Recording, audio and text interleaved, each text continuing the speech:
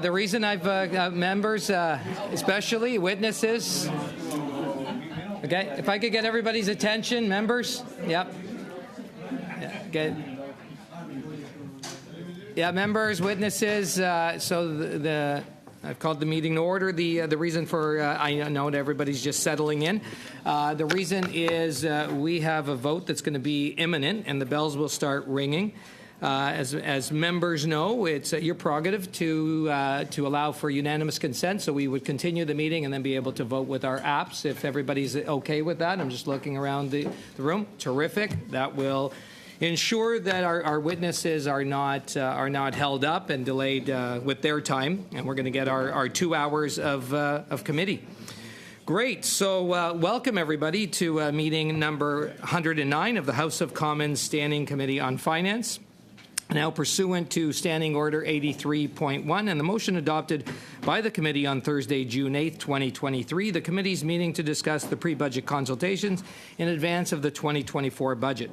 Today's meeting is taking place in a hybrid format. Pursuant to the standing orders, members are attending in person in the room and remotely using the Zoom application.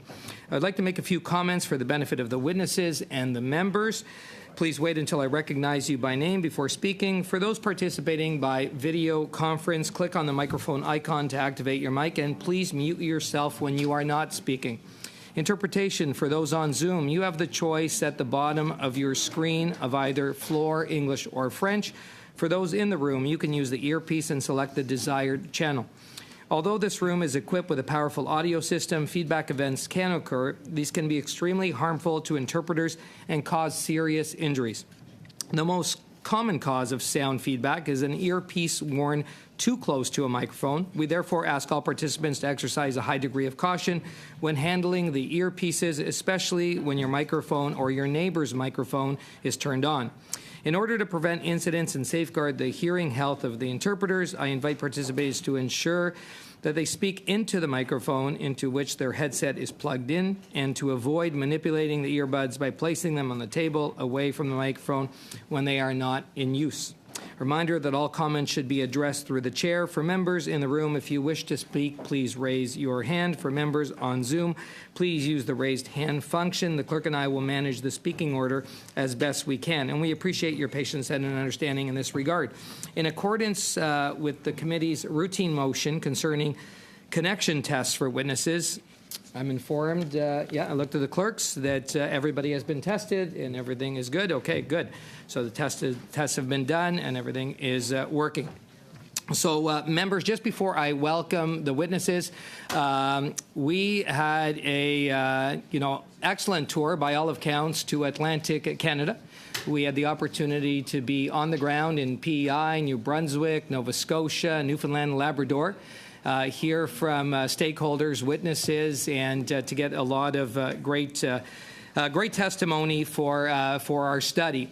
And now we're back here in Ottawa, and we're delighted to have the witnesses that we have before us today, and I'll be introducing them. So as an individual with us, we have Pierre-Olivier Penneau, who's a professor, chair in Energy Sector Management, HEC Montreal.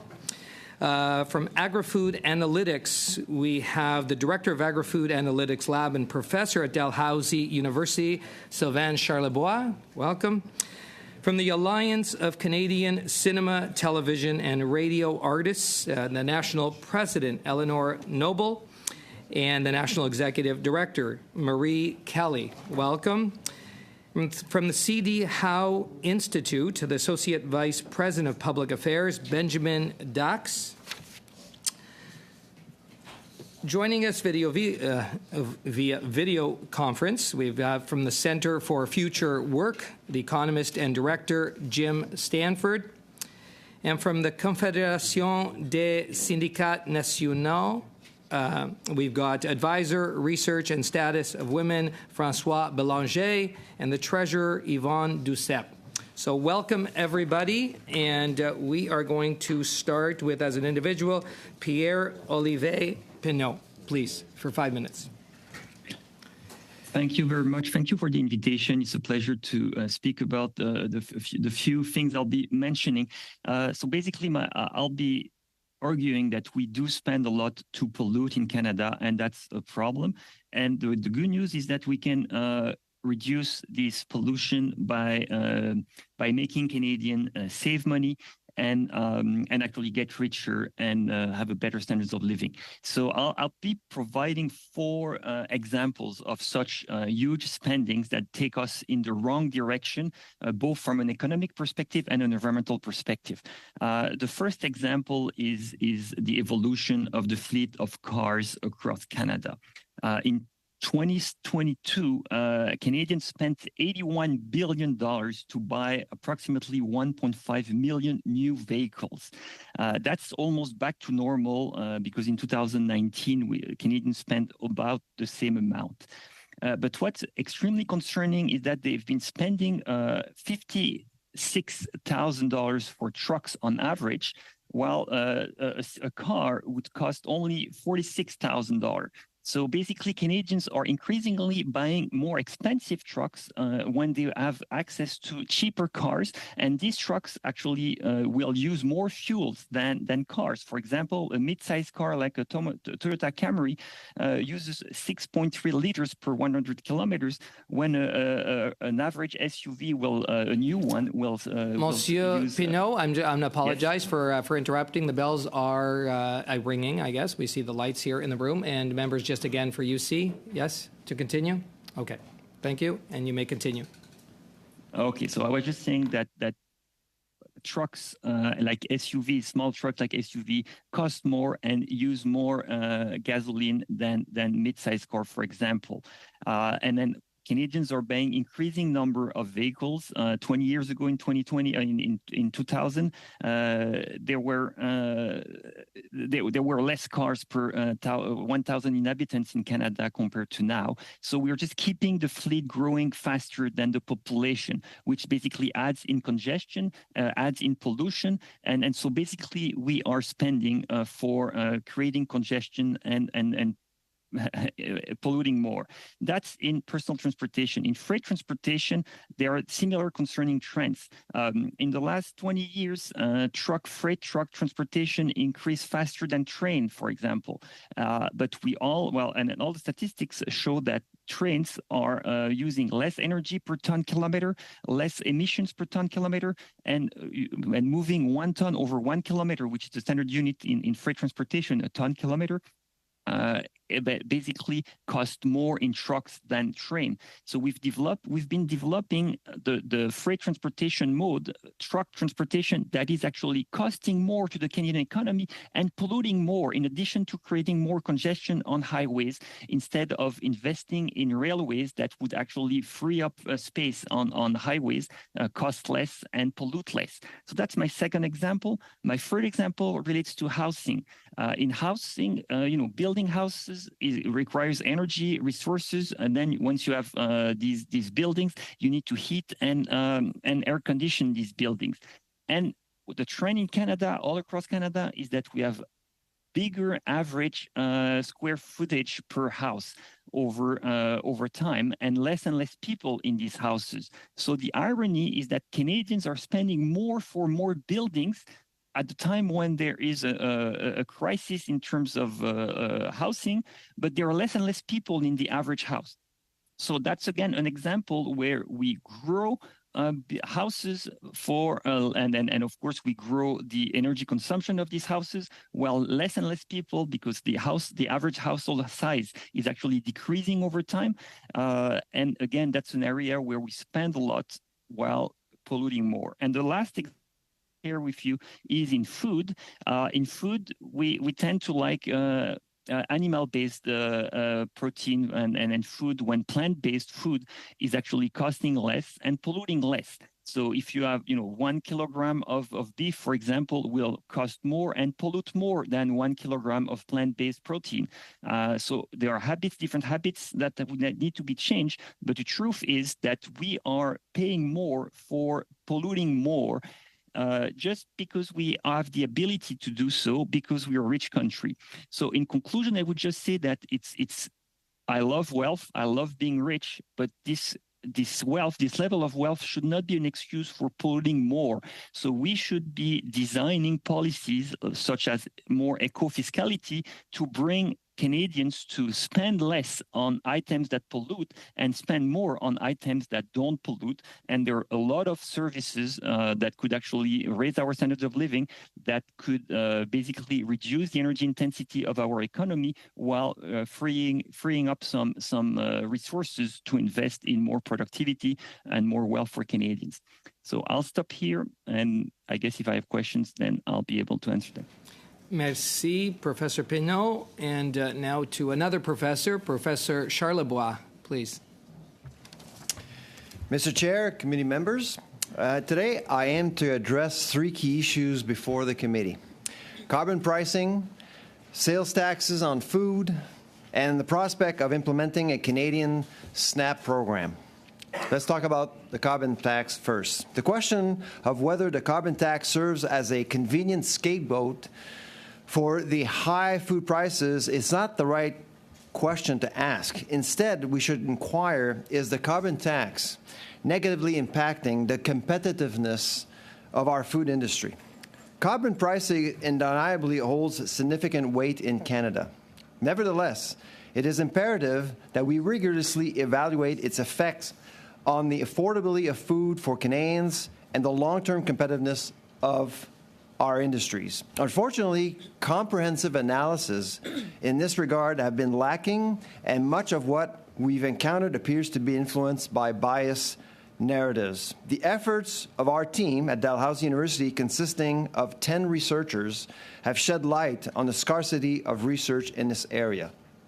The Bank of Canada estimated 0.15% inflation figure applies solely to the direct impact of the carbon tax on three products included in the CPI: gasoline, heating oil, and natural gas. This estimate does not encompass second-round or pass-through effects. As a research team, we believe it is challenging to quantify how the carbon tax affects food retail prices due to the multitude of factors influencing prices, starting with consumer behavior. Our primary focus at DAL has been on industrial and wholesale prices, where we have identified noteworthy disparities between Canada and the United States. While the elimination of the carbon tax is not advisable, a temporary pause on any carbon pricing policies affecting our food supply chain should be considered until we gain a clearer understanding of their impact. We have diligently continuing our work and anticipating releasing reports soon. CRA rules. Regrettably, many Canadians are unaware that over 4,600 items in grocery stores are subject to taxation, or they incorrectly assume that taxes apply exclusively to unhealthy products. This misconception needs clarification. We estimate that grocers levy taxes ranging from $300 to $700 million on items that, in our opinion, should not be taxed.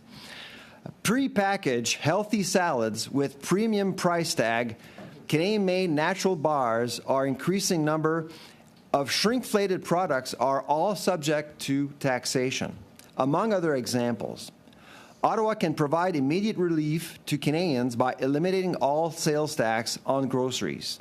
Taxing essential food items is regressive and raises ethical questions, particularly during a time when food affordability poses challenges. For many, it is high time for a meaningful dialogue about which food items should be subject to taxes in grocery stores. And finally, a national nutrition coupon program. As the government in Ottawa explores avenues to assist food insecure Canadians, it may be an opportune moment to consider launching a national nutrition coupon program fund especially designed to support children and families who generally cannot afford healthy food.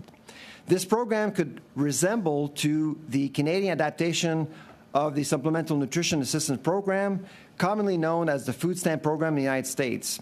But it would be inspired by farmers markets across the country, supported by farmers markets across the country, and those programs actually exist in Canada, Nova Scotia, Montreal, and BC. We just need to nationalize it.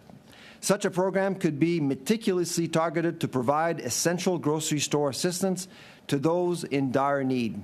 Through this initiative, we can empower Canadians to purchase healthy, locally sourced food products and support farmers, thereby supporting our agri-food sector and ensuring access to a nutritious diet for us all. Thank you, Mr. Chair. Professor Charlebois.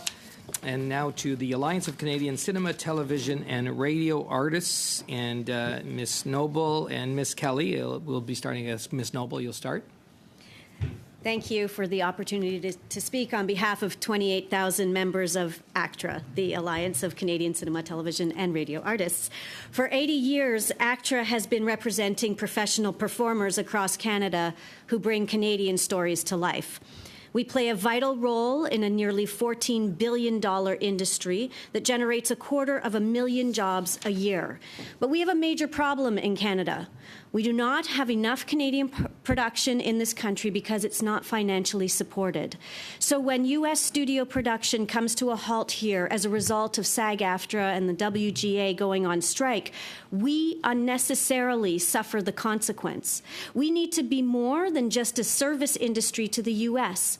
We need ongoing Canadian production created by Canadians so we may continue to create a viable, sustainable, and remarkable Canadian film and television industry here, one that is not solely dependent on foreign investment for success, but rather that provides real incentive for Canadian creatives to stay. In addition, ACTRA has been shamefully locked out of commercial work for the last 541 days by union-busting advertising agencies who represent some of the wealthiest brands in Canada.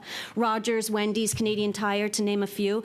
These corporate giants boast record profits while refusing to pay minimum rates to ACTRA performers who helped build those brands. And with the introduction of commercial advertising on paid streaming services such as Netflix and Disney+, the fight for ACTRA to protect our jurisdiction is at a critical juncture. Even Canada Post, a Crown corporation, is producing non-union commercials, and my complaint to Minister Jean-Yves Duclos has gone unanswered. We have demanded the federal procurement policy be revised to forbid the use of scab labor, directly or indirectly, and we have the full support of the Canadian Labour Congress. In June, the federal government selects its next agency of record. Please ensure it is an agency like its current one that is not using replacement workers. In our written submission, we've proposed simple solutions to address these issues. I'd now like to hand things over to ACTRA's lead negotiator and National Executive Director, Marie Kelly. Thank you, Eleanor. We commend the government for agreeing to review how artists can access employment insurance based on the Heritage Committee recommendations to strengthen the status of the Artist Act. We believe EI must be available to self-employed performers and that the first $15,000 of a performer's income should be tax-free. We also ask that artists be allowed to use 4-year income averaging due to the fluctuation of an artist's income. We agree wholeheartedly with the Heritage Committee that we need to strengthen the status of the Artist Act. This act is already Canadian policy, but without effective regulation, the policy becomes meaningless. Basic minimum rights developed over 80 years with the industry and ACTRA should be standard when funding is accessed. Telefilm and the Canadian Media Fund should be given direction that funding should be conditional on application of the basic minimums. We note the Heritage Committee agrees with us. There are 2 other urgent issues threatening the livelihood of performers. As performers and creative artists, ACTRA members' face, voice, performance is their product. They earn a living based on the licensed use of their personal brand. We're urging the government, and we know this is already before the Industry Committee, to protect these invaluable assets from misuse through artificial intelligence. As a union, ACTRA champions the concept of the 3 Cs. Consent, control, and compensation, which must support legislation to protect performers and govern AI. ACTRA members' likeness have already been exploited in deep fakes, some pornographic in nature. with absolutely zero consent. New legislation must include protections for performers to prevent the unauthorized replacement of human performances by AI technology. AI must evolve in a way that respects human inspiration, creativity, and ingenuity. In this new world of AI, it's more urgent than ever to resolve the inequities as well of the Copyright Act. Today, audiovisual performers, that's actors, need the same protections that are afforded to musicians under this legislation. Thank you, and we welcome your questions. Thank you.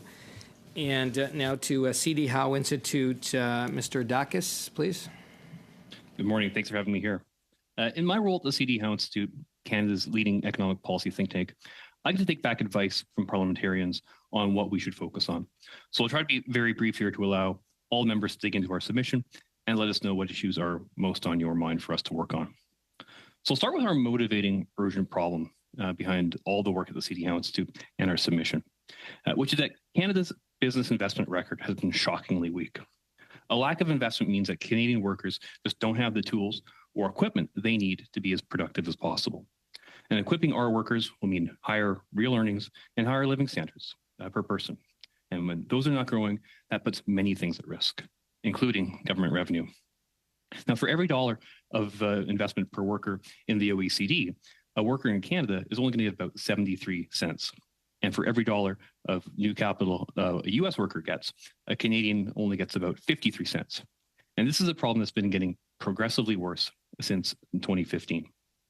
We need a confidence-inspiring fiscal framework that leads to broad-based reductions in marginal tax rates on work, savings, and on investment. So what would specific action look like?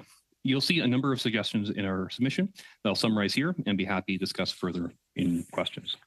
So first, on fiscal policy. Ottawa should be limiting growth of federal employee numbers and payroll expenses by freezing federal department operating budgets for wages and salaries at their 2023 levels for 5 years. And it should also be avoiding unnecessary and unproductive expenses.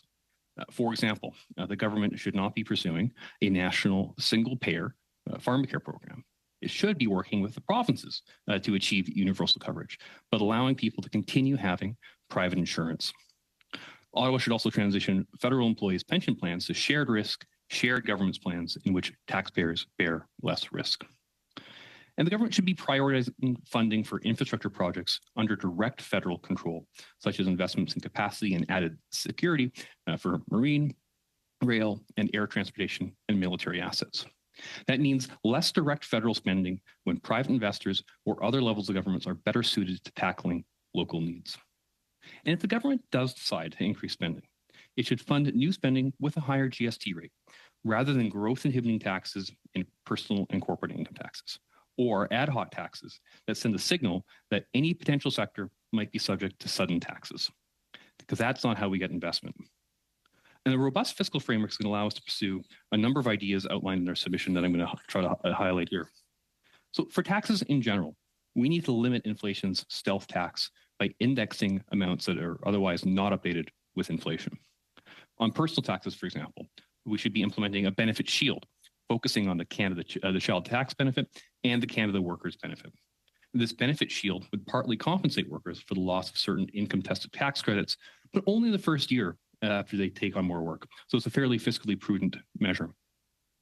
We should also allow workers to average their income over many years. We've heard this come up before, so that any single large earning year is not going to lead to a disproportionate loss of benefits or higher taxes. We should also be revisiting the tax deduction granted for childcare expenses and replace it with a refundable tax credit for childcare expenses. Moving on to the corporate income tax, we should be implementing a temporary general investment tax credit applicable to all investments in depreciable assets, including intangibles, at a rate of 5% in effect from now until 2025. We should be reducing the corporate income tax from 15% to 13% starting in 2025 after the temporary investment tax credit has ended. And we should also be establishing an IP box tax mechanism whereby income from patents and other intellectual property generated by activity in Canada and used in Canada faces a lower corporate income tax. And one last idea before I'll turn over the questions is we should tie this small business deduction to firm age. For example, 5-year intervals. The threshold level of capital assets that qualifies for the small business deduction should rise, and the level of the deduction fall. And that would be regardless of firm size until they reach the standard corporate income tax. So thank you for inviting me again, and I look forward to your questions. Thank you, Mr. Dacus. We have two more witnesses to hear from, members. We're going to hear from one, and then we're going to have to suspend to be able to vote. And then after the vote, we will come back to hear from the Confédération des Syndicats Nationaux. But now we're going to the Center for Future Work, and Mr. Jim Stanford, please. Thank you very much, Mr. Chair, for the invitation to appear. I'll focus my opening remarks on 4 specific points. Number 1, much public commentary in the lead up to this budget has focused on the size of the federal deficit and whether it's too big. I'd like to provide some important perspective on this question. Canada's deficit is very small by global standards. The latest Fiscal Monitor report from the IMF released last week shows Canada's general government operating deficit is the second smallest of any G20 country at just 0.7% of GDP, behind only Saudi Arabia and smaller than any other G7 country.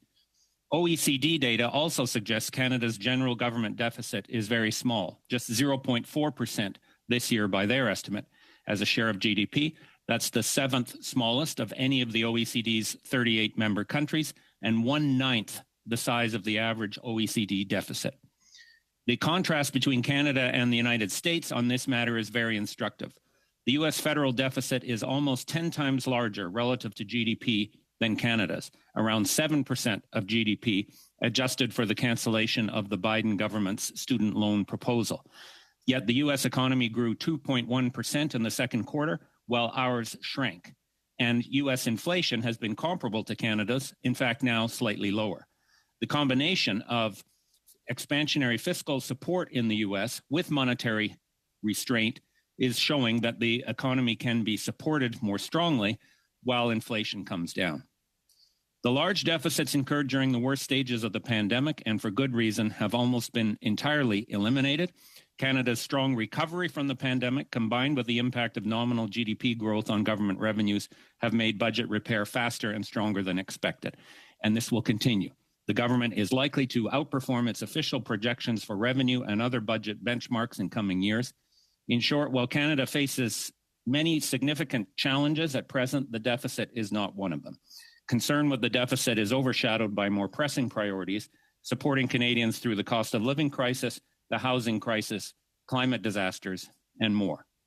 Number 2, claims that the federal deficit has been a significant cause of Canada's recent inflation are not credible. This argument assumes that inflation resulted from excess aggregate demand in the domestic economy.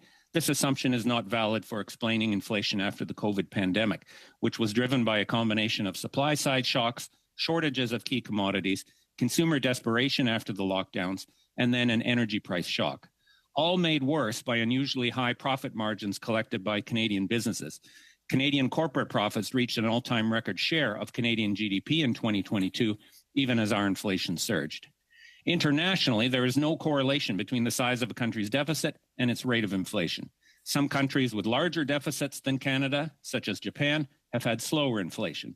Some countries with smaller deficits have had faster inflation. Generally, inflation has been a global phenomenon resulting from those shocks after the pandemic that I mentioned, and bears no relationship to a country's deficit. In the macroeconomic context, it is the size of government deficits in national accounts terms, not public accounts, that matters if you're concerned with aggregate demand. Public accounts measures include all kinds of non-cash accounting measures which do not affect real spending power in the economy. In national accounts terms, the federal budget is already effectively balanced. In the latest quarter, a deficit of just 0.3% of GDP.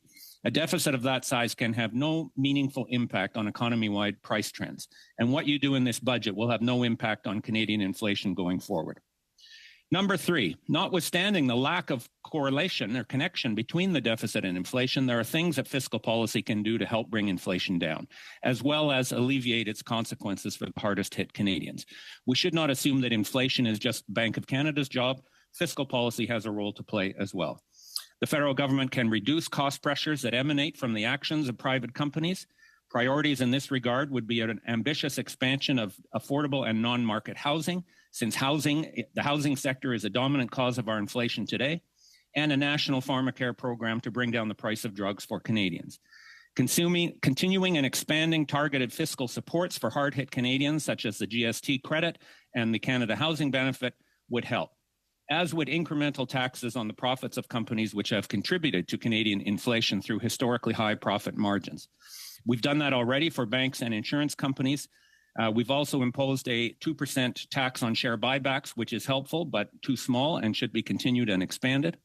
Other industries which have contributed so much to Canadian inflation and enjoyed unusually high profits should also be targeted, including the oil and gas sector and supermarkets.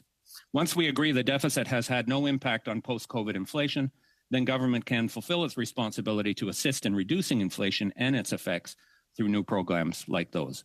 The last point, number 4, I'm out of time. I would like to reinforce the importance of the Made in Canada supports for clean energy investments, including in electric vehicles and battery plants in Canada.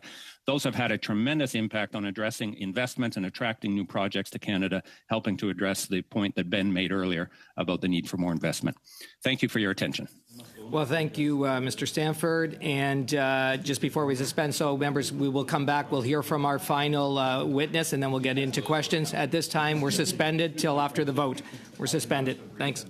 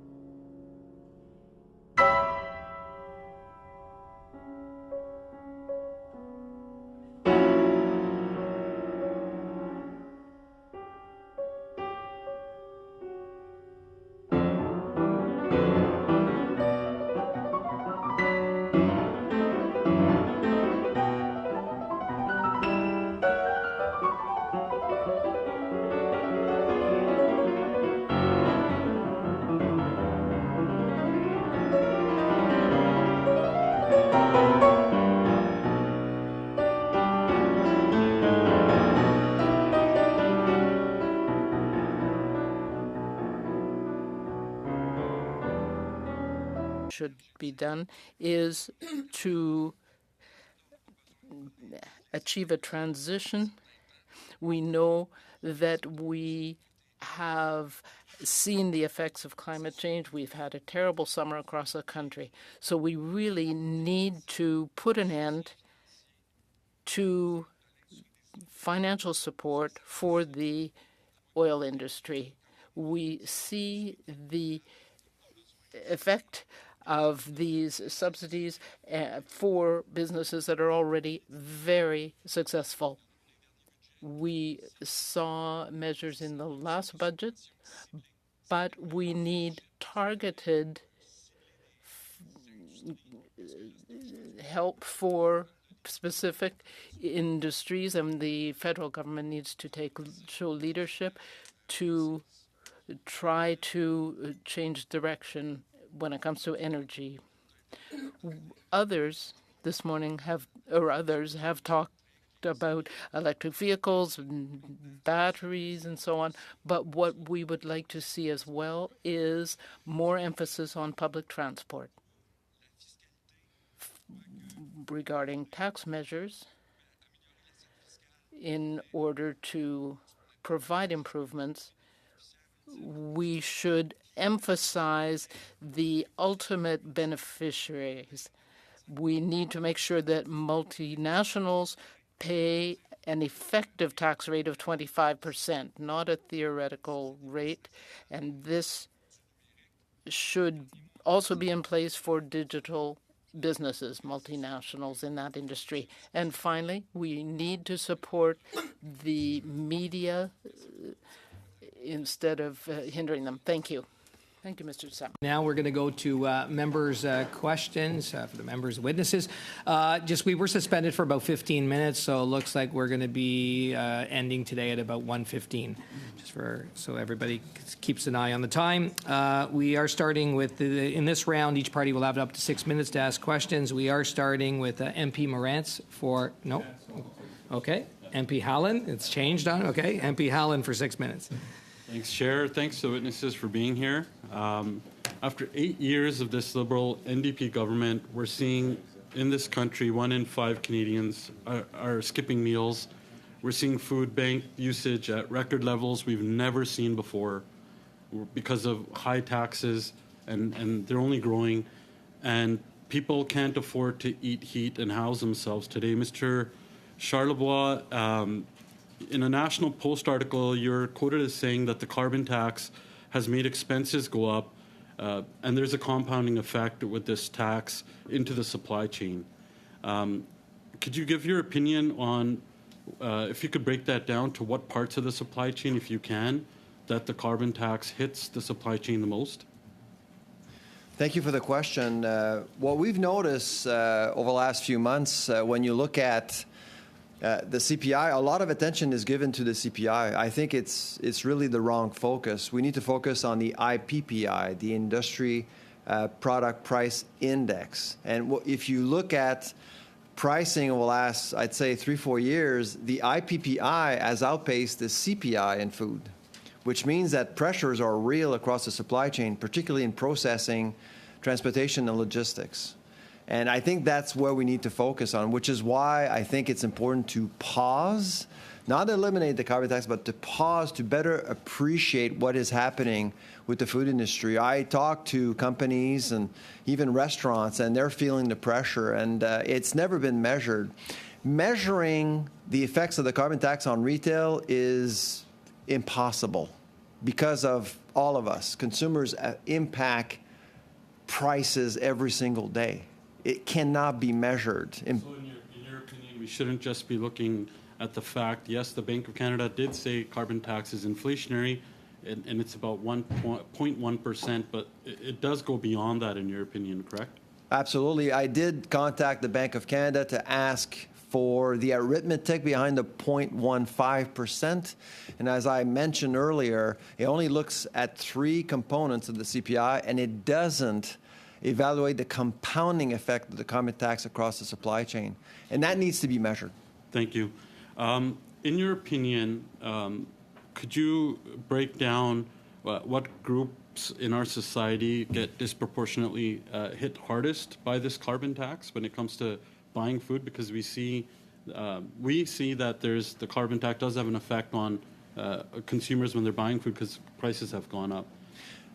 We can't say how the carbon tax is impacting people because, again, we can't correlate carbon tax with food prices, but we can certainly look at food inflation and demographics. And clearly, single-parent households, seniors with fixed incomes are largely hit. Right now, because of mortgage rates, particularly what we're noticing in our data, millennials are hard hit right now. They are in the middle of that perfect storm: food inflation, shelter costs, and it's the largest group that we have in terms of generations. Absolutely. I mean, after 8 years of this Liberal NDP government, rents and mortgages have doubled. It's because of the high deficits, and we know this through the Bank of Canada. The deficits fueled inflation, and they had to raise the interest rates for that.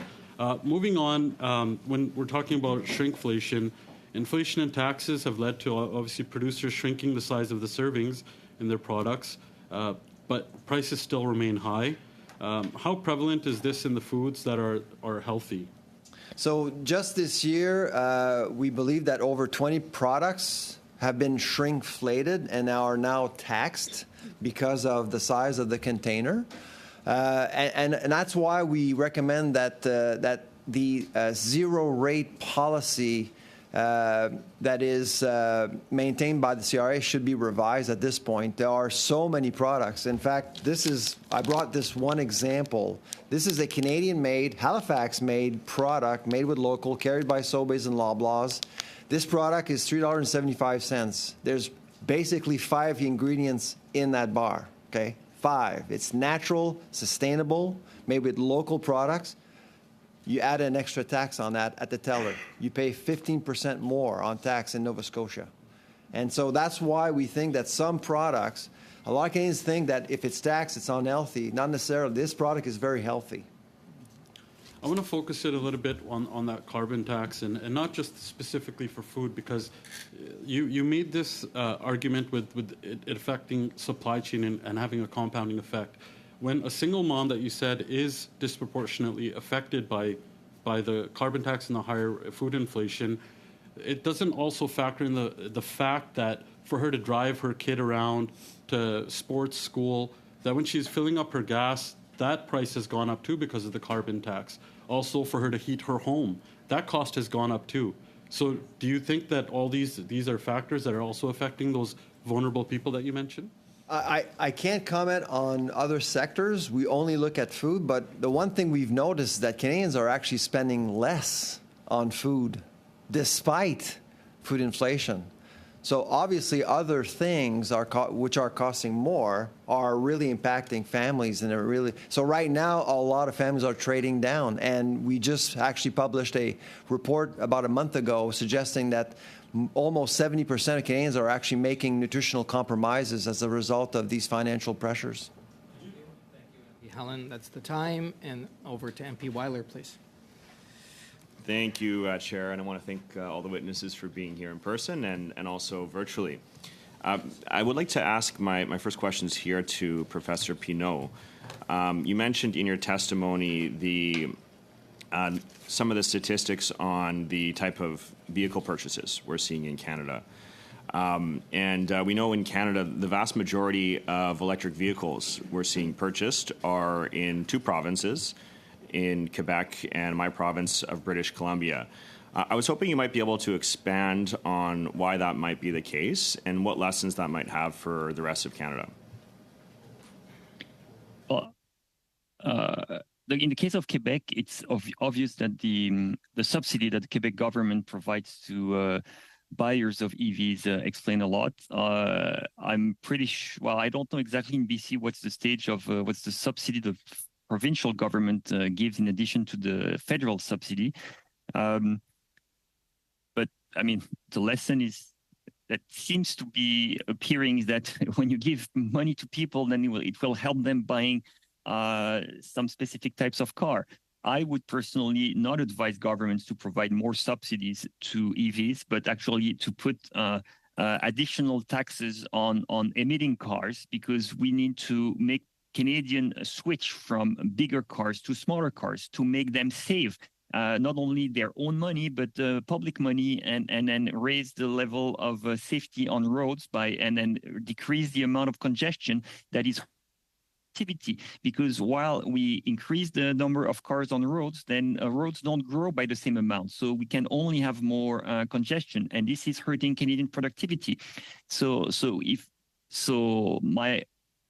while it seems that subsidies would be good for EVs, I would say don't subsidize EVs, but put a penalty, increased tax on larger vehicles that use more space and then are not needed. I mean, of course, some people do need these bigger trucks. If you are a plumber, if you work in the construction industry, yes, you do need a pickup truck. But most pickup trucks are not sold to Canadians working in construction or farmers. When you see trends and vehicles, they are just for regular citizens that just like to have a big truck, but don't pay for the congestion, don't pay for the additional pollution. And this is why some kind of eco-fiscal policy would basically at the same time help Canadians to save money by avoiding them to make more expensive choices and help the environment, which is a priority for many of us. Definitely, and Professor, that seems to me to be a very strong case for carbon pricing. And I was just curious, with an idea like that, do you see that as separate or additional? And do you see maybe carbon pricing maybe not being the most effective tool, or if that's something that maybe should be relied on solely? No, I don't think carbon pricing is the only tool. I think it's a very important tool, but in terms of vehicles, we need to go beyond, because congestion with EVs isn't good either for the economy or the environment. Although EVs will not emit carbon when they're used, there are still problems with having a lot of EVs or bigger EVs.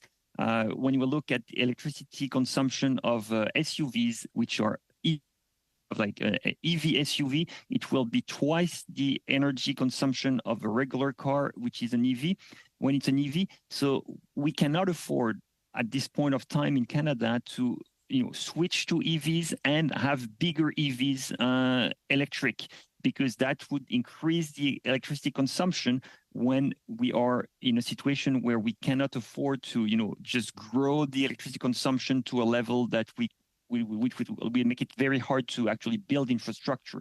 So we need to keep EVs at a smaller level. So that's why I think a tax specific to larger cars, including larger EVs, would be appropriate to make sure that we go towards a very efficient and more efficient fleet of cars. Thanks for that. And you spoke a little bit as well about some of the increase in housing size and amount of people living in houses. And of course, with bigger houses, you often have higher heating costs. And I think one of the areas where we have the biggest opportunity to reduce emissions in Canada while also saving people money is on being able to switch to electric heating of homes. But we're talking about electric heating of homes and switching to electric vehicles. It's going to put additional demand on our electrical grid. And I was hoping you might be able to speak to what you see as the likely demand that we're going to see increased on our grid by 2050, and what type of policies the federal government should be pursuing to ensure that that type of electricity production is going to be non-emitting. So that's very important. In buildings, we should not actually only think in terms of electrification. Building efficiency is extremely important, and we don't have in Canada a stock of buildings that are efficient. So we should look at deep retrofits for building. That cannot happen overnight. It will have to be over 10 years, but we need to increase the rate of deep retrofitting of our buildings, and just especially to avoid a big jump in electricity consumption, because it will be extremely difficult to build the clean electricity infrastructure to supply all our homes if they are electrified. So it is important to first and foremost think in terms of retrofit, which is extremely good for the Canadian construction industry because these are local materials and local workers that will help Canadians actually live in buildings that are more comfortable, because when you have a strong thermal envelope and a well-insulated building, it is more comfortable. So and that will save everyone's money over time, because then you reduce your heating bill, and Canadians are sensitive to these recurrent heating bills. So if we do work on the stock of buildings by improving their energy efficiency, then we'll at the same time solve of some of the problem of increasing the electricity production and help Canadians save on energy, which would be good on both aspects. And then for the thank you. Thank you, and thank you, MP Weiler. Yep, so we were well over time, but I'm sure there'll be more opportunity. And now questions from MP Sainte-Marie. Thank you, Mr. Chairman, and I want to welcome all of the witnesses. My questions are for Mr. Duceppe, but first I want to say that this is an extraordinary panel. That Mr. Charlebois, thank you for all of the good work that you do. We're following your work carefully. Mr. Stamper, Mr. Dacus, and Ms. Noel, thank you to all of you. You are doing very important work, and we hope that things can change. And I want to thank the CSN for being here in person. It's very much appreciated. My first question concerns the anti-scab legislation. Scab labor was mentioned. We still don't have anti-scab legislation at the federal level. We introduced a bill, and the Liberal government, with pressure from the NDP, has introduced one. But why don't we have that legislation at the federal level? It's important at the federal level as well as in Quebec, where we have that kind of legislation have had it for a long time. Sometimes unions are accused of wanting to go on strike, but in fact, the objective is to have a settlement and to be able to reach that in a proper way, and that means having an even playing field. It isn't fair if one of the parties has an undue advantage, and that's why we need this anti-scab legislation. Thank you. At the end of your presentation, you mentioned what Mr. Pinault was talking about, and we just had a very interesting exchange about electrification regarding transportation. Now, transit is very important, and you mentioned that. Could you talk about that, please? I will let Francois add what he would like to, but I'll start. I'll give you the example of the pandemic. We won't go back in history. If we look at the situation in Europe and in Canada, for years in Europe, they've had a high-speed train. Well, if we had had that in Canada in the Quebec-Windsor corridor, that would have been good. We've had studies for decades. We should have gone forward. Now, in Quebec, I'm talking about Quebec because I know it the best, the transit companies have had difficulties. We have to make sure that we can improve public transit. That's a fundamental aspect because we have to change people's habits. If around the world the norm is that everybody should have his or her own vehicle, we're never going to be able to reduce greenhouse gases. We need to have an efficient public transit system. We need to improve supply. We need to provide financial assistance for that. And we also have to make sure that these investments go to companies that can build the systems, build the cars, and so on, so that that provides us with better supply, jobs for our workers, and to reduce our greenhouse gases, and that it's time to go ahead. Is that what you had to say? Thank you. Mr. Bélanger. I think that he covered it pretty well, but I would say in this post-pandemic period, we still aren't up to the levels that we were before the pandemic. We need the government to provide assistance to help with operational costs and so on. The offer of service depends in transit on various factors. I know people in Montreal who don't have a lot of money. They live only 4 or maybe 10 kilometers from their work. And I'm talking about students or other people. They are finding themselves having to or making the choice to buy a vehicle. And that seems to me to be unreasonable. If all levels of government could coordinate their funding efforts, we could avoid that. We have carbon taxes that have been implemented. There are other measures, tax measures, and so on. But the primary solution for reducing GHG emissions, and in Quebec we have hydroelectric power, so it isn't really a case of huge GHG emissions, but we need an efficient public transit system. We've been talking about a tramway for 10 years in the Quebec City region, and it hasn't happened yet. We see the money get invested through the budgets, but we have to make sure that this money actually make concrete improvements. It isn't going fast enough.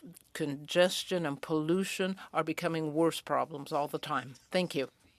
Thank you. MP Blakey, please. Thank you to all of our witnesses for being with us today. I echo the sentiments of my colleague. It's a great panel with a lot of important points made.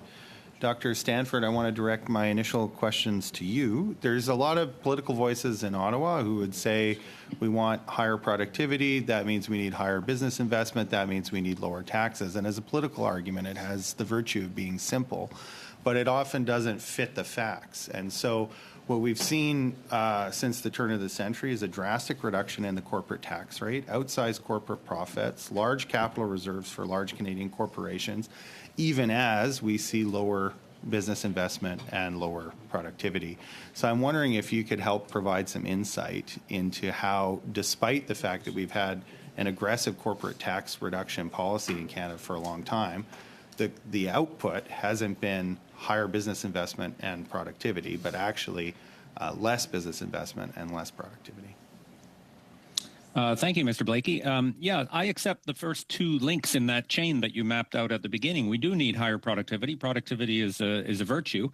We all want to be as efficient as we can. Now, productivity on its own doesn't necessarily mean we benefit from it. There is often an assumption made, and I think Ben, to some extent, made that in his opening remarks, that higher productivity automatically means higher wages for Canadian workers, and that's absolutely not true. It creates the space to pay higher wages without having any impact on profit margins. But whether the higher wages result or not depends on the institutions of the labor market that shape wage growth. And there's no guarantee that higher productivity will lead to higher wages, but it creates some space. And if we combine it with trade unions and collective bargaining and strong minimum wages, then we can translate higher productivity into higher wages. And I agree fully with Ben and others that higher investment in machinery and equipment and technology is one key feature of strong productivity growth over time. Canada's performance on machinery and equipment investment has been miserable since the turn of the century. In fact, since about the year 2000, the share of Canada's GDP that has gone into machinery and equipment investment by Canadian business has fallen roughly in half, from about 6% on average during the latter decades of the 20th century to about 3% today. Now, that timing coincides perfectly with the reduction in corporate income taxes that were implemented first by then Finance Minister federally, Paul Martin, and echoed in many provinces by reductions in the provincial tax rate. So I've done research that's been published in the Canadian Tax Journal and other outlets showing there's no statistical correlation between reductions in across-the-board corporate income taxes and higher business investment. What we need is more focused and tailored and contingent fiscal tools to try and elicit more business investment. So rather than just giving big swaths of extra money back to the corporate sector, no strings attached, we're better off to have targeted measures such as an investment tax credit. That's an idea that I support, where you have to pay to play, if you like, and the companies only get the benefit if, in fact, they invest. The proactive measures by government to stimulate investment in targeted strategic areas, such as the Made in Canada clean energy subsidies that I mentioned in my remarks, are also another approach. International comparisons have shown that investment by the public sector in partnership with private business targeted to particular projects, or what my fellow student Mariana Mazzucato calls mission-oriented innovation programs, can have a more positive impact than no strings attached across the board tax cuts. So more business investment is a good idea, but just dangling a bigger carrot in front of the corporate sector is not going to win that. Dr. Stanford, I wonder if you want to speak a little bit to the announcement for the newest investment tax credits that came in the budget and last year's fall economic statement, and the importance of attaching conditions like prevailing wage conditions to those investment tax credits to ensure that the benefit of the tax credit doesn't just go to increasing corporate profit margins, but to ensure that the people doing the work are also getting their fair share of the additional wealth that's being generated through those investments. Yes, you raise a very important point there, that another, if you like, performance requirement that should be attached to this public participation in private investment projects should be expectation of strong commitments around labor standards, equity in hiring, maximizing the community economic benefits from those investments, and so on. And we've seen a lot of innovation in Canada and internationally. The Biden administration's Inflation Reduction Act subsidies, for example, have got some significant connections to commitments by recipient companies to improve their labor practices. In Canada, we've experimented with things like community benefit agreements that are attached to public infrastructure investments to ensure that workers from targeted or disadvantaged communities are able to get jobs, and that the employers commit to strong standards around wages, representation and voice for their workers, commitment to training and use of apprentices, et cetera. So that principle, I think, is well established, that the money from the public sector must be contingent on strong commitments from recipient companies to meet those social values. I think that the standards that have been implemented so far in the Made in Canada plan in Canada are not yet adequate. I'd like to see stronger conditions attached around, for example, companies remaining neutral in union organizing campaigns. This is going to be very important as the battery industry takes hold and expands in Canada. So the principle is a good one, and I think we need more work to strengthen it in Canada. Thank you. And thank you, MP Blakey. We're moving into our second round. I'm looking at the time. We're going to try to get through a second round and a third round, members and witnesses. So if we hold to times, we'll be able to do that. We're starting with MP Morantz for 5 minutes. Thank you, Mr. Chair. I want to talk to Mr. Dacus from the C.D. Howe Institute. And just to start, I think it's obvious that after 8 years of this government, people have just had enough, and that Justin Trudeau is not worth the cost. And a really great example of that is the housing market.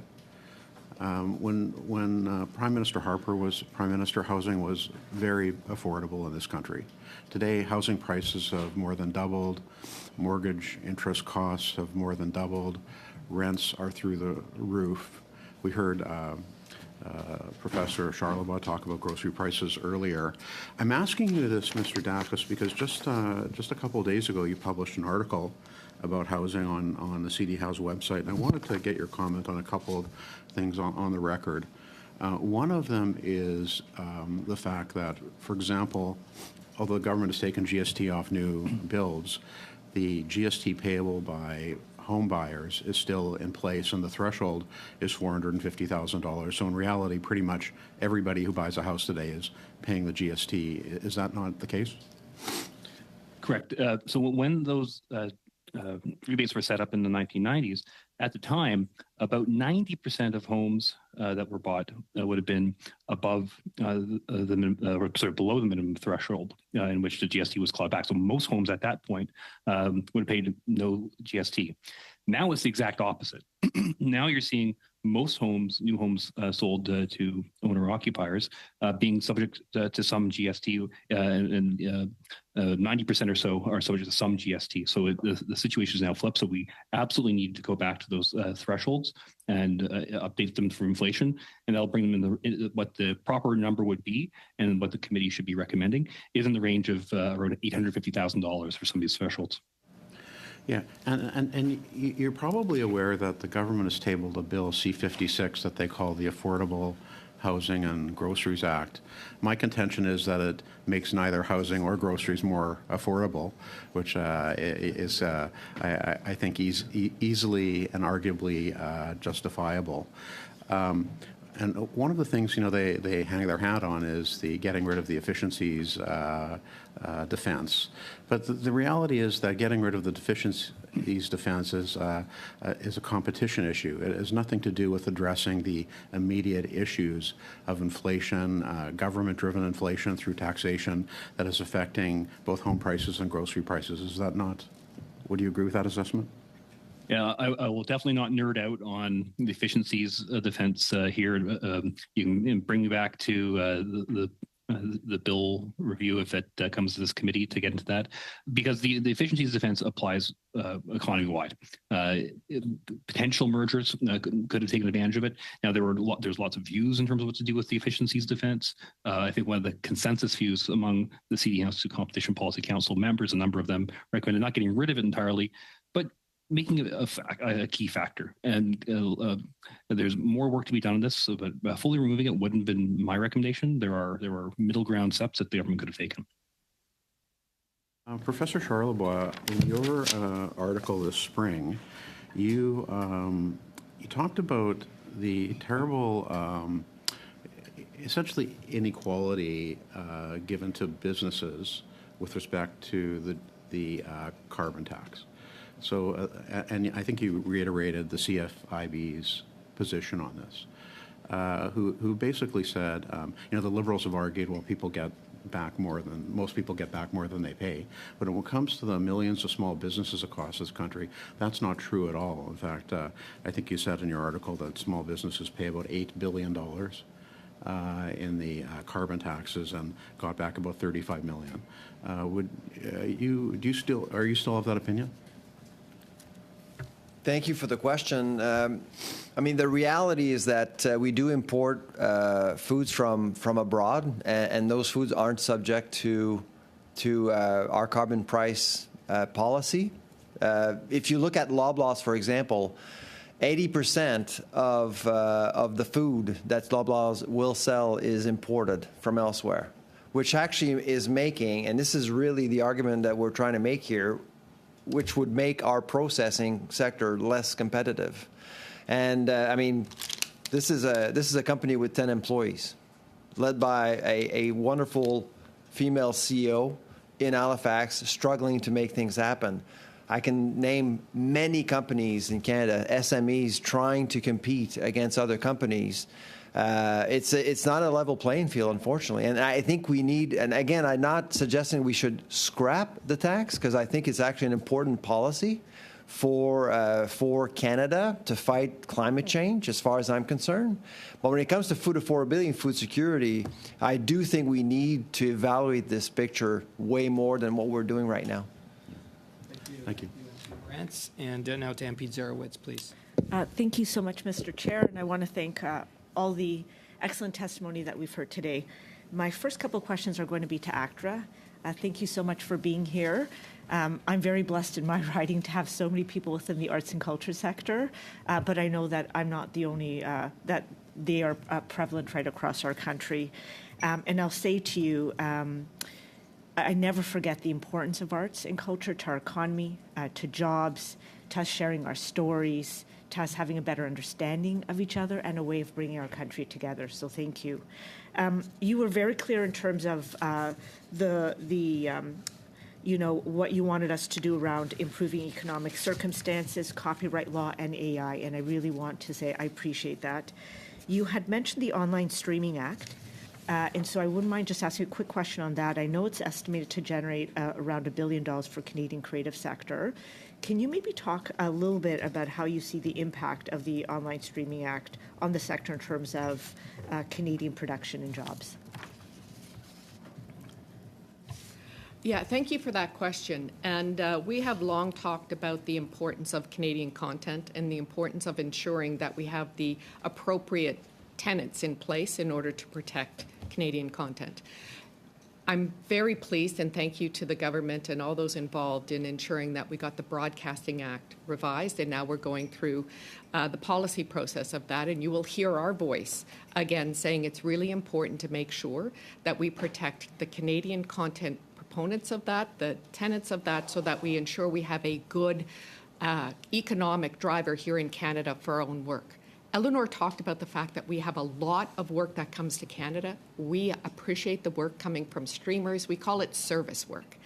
But it can't replace Canadian content. It cannot replace our own industry with our own actors, directors, producers, writers. That is a system that allows actors, and I'll talk on behalf of actors, to actually sustain themselves in our country so that we can build our industry. There's been a disruption in the industry. And, I'm not saying it's a bad disruption, but there's been a disruption in the industry. It used to be cable was the way in which you watched Eleanor perform, or you went to the theater. Now we have streamers coming in and tapping into our market and benefiting from tapping into our market. It is so important that we make sure that the same rules that we've applied to brick and mortar broadcasters are also applied to streamers. They are getting the benefit of coming into our market. We should have the benefit to our system of ensuring there's Canadian content that is protected. And the Online Streaming Act would actually allow you to do that? Absolutely. Okay. And then just one other quick question. I believe it was Eleanor that had talked about we need to be more than a service industry to the U.S. We have to create our own viable industry. And if you have a top recommendation for our federal government that would help enable that, what would that be? It would be to support, thank you for the question, it would be to support Canadian content. We really need the support in this country to provide incentive for creatives like performers like myself, directors, writers, producers, to stay in this country. It's sad that if somebody wants to have a proper career, they have to leave here, and we don't have sustainable Canadian production here in this country. So that would be it. My last question is going to be to Professor Pinault. I know that we've been talking quite a bit around carbon pricing, and so I just want to remind everyone that there's a number, and I really appreciate a lot of the suggestions you've had, Mr. Charlebois. I would say to you there's a number of different ways to be able to support Canadians, to support food prices, while also trying to reduce our emissions and move to a low-carbon economy. And I just want to remind everyone that all of our government supports are geared to inflation. We've introduced a national child care program. We've increased Canada Child Benefit. We've introduced a dental benefit. We've increased Canada Worker Benefit 3 times. And our carbon, our price on pollution, we are giving back more to Canadians, 8 out of 10 Canadians. So there are other ways to actually support those food prices that are actually going up. And so maybe my question to Professor Pinault is, there are those that are arguing that the key measures of the green transition, like our carbon pricing, are playing a key part in rising inflation and the cost of living. Do you agree with this? No, not at all. I really don't think the price on carbon it may contribute a little bit, but there are so many bigger factors that contribute to inflation that I really don't think that it is. Just the oil price going back to a high level contributed much more to inflation than the carbon price. So if really the argument would be that it's the price of gasoline that is creating inflation, then we should basically make sure that people can get off gasoline by creating the investment in public transit that was mentioned before, so that people can then go away from paying the high oil prices that are actually contributing much more to inflation than the relatively small carbon tax that we have here. MP Zerowitz, MP Sainte-Marie, please. Merci. Thank you. That was a very good question, Julie. Mr. Duceppe, I want to talk about pharmacare. Canada is the only country with a universal health system that doesn't have pharmacare. In Quebec, we have a system for those that don't have private drug insurance. But we certainly understand the need for a universal pharmacare system. The problem that my party sees is a jurisdictional one, because health is a provincial jurisdiction, so it comes under Quebec. And this government, the federal government, is always centralizing powers. Do you think it's possible to have a universal pharmacare system that respects the jurisdiction of Quebec and the provinces? Thank you. So the debate is launched about jurisdictions.